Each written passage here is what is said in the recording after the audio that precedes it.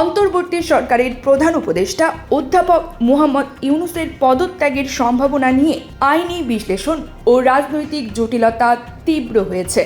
গত বৃহস্পতিবার জাতীয় নাগরিক পার্টির আহ্বায়ক নাহিদ ইসলামের বক্তব্যে ইউনূসের পদত্যাগের ইঙ্গিতের পর প্রশ্ন উঠেছে, তার অপসারণ বা স্বেচ্ছায় পদত্যাগে সরকার পুনর্গঠনের সাংবিধানিক সুযোগ কতটুকু।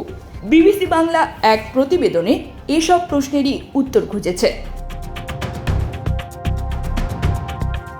সুপ্রিম কোর্টের সিনিয়র আইনজীবী ডক্টর শাহদিন মালিকের মতে বর্তমান সরকারের বৈধতা ইতিমধ্যেই সংবিধান বহির্ভূত।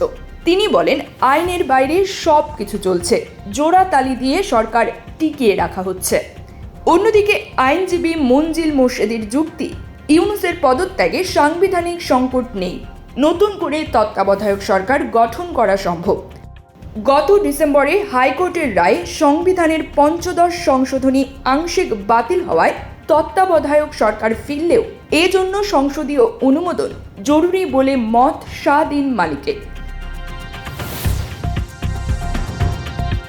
৮ আগস্ট ইউনূসের নেতৃত্বে গঠিত অন্তর্বর্তী সরকারের বৈধতা নিয়ে আদালতের রেফারেন্সের প্রসঙ্গ টেনে শাহদিন মালিক বলেন, সংবিধান লঙ্ঘন করে সরকার গঠনকে বৈধতা দেওয়া যায় না।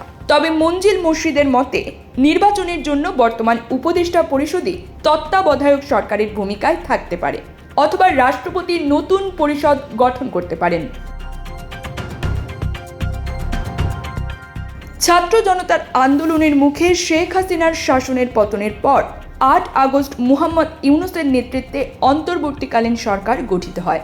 এর আগে রাষ্ট্রপতি মোহাম্মদ শাহাবুদ্দিন অন্তর্বর্তীকালীন সরকার গঠনের বিষয়ে সংবিধানের ১০৬ অনুচ্ছেদ অনুযায়ী সুপ্রিম কোর্টের কাছে মতামত চেয়ে রেফারেন্স পাঠান। তখন আদালত উপদেষ্টাদের শপথ পাঠ করানোর অনুমতি দেয়। News desk, Probashon news.